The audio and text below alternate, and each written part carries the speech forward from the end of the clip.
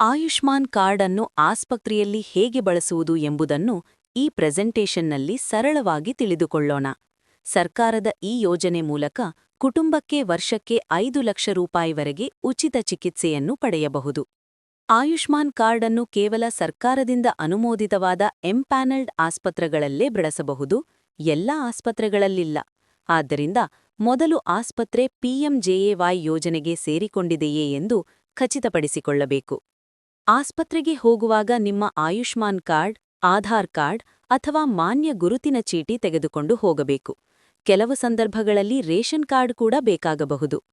ಆಸ್ಪತ್ರೆಯಲ್ಲಿ ಪಿಎಂಜೆಎವೈ ಸಹಾಯ ಕೇಂದ್ರಕ್ಕೆ ಭೇಟಿ ನೀಡಿ.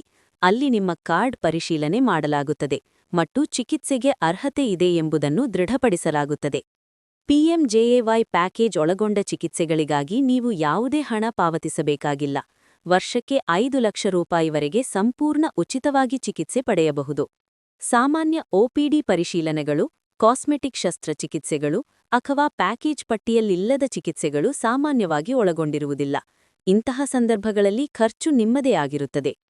ಕೆಲವು ಶಸ್ತ್ರಚಿಕಿತ್ಸೆಗಳಿಗಾಗಿ ಪೂರ್ವಾನುಮತಿ ಅಗತ್ಯವಾಗಬಹುದು.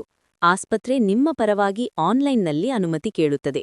ಅನುಮೋದನೆ ಬಂದ ನಂತರ ಮಾತ್ರ ಚಿಕಿತ್ಸೆ ಪ್ರಾರಂಭವಾಗುತ್ತದೆ. ಸಾರಾಂಶವಾಗಿ ಹೇಳುವುದಾದರೆ, ಎಂಪ್ಯಾನಲ್ಡ್ ಆಸ್ಪತ್ರೆ ಆಯ್ಕೆ ಮಾಡಿ, ಅಗತ್ಯ ದಾಖಲೆಗಳನ್ನು ತೆಗೆದುಕೊಂಡು ಹೋಗಿ, ಸಹಾಯ ಕೇಂದ್ರದಲ್ಲಿ ಪರಿಶೀಲನೆ ಮಾಡಿಸಿ, ಪ್ಯಾಕೇಜ್ ಒಳಗೊಂಡ ಚಿಕಿತ್ಸೆಗೆ ಉಚಿತವಾಗಿ ಚಿಕಿತ್ಸೆ ಪಡೆಯಿರಿ.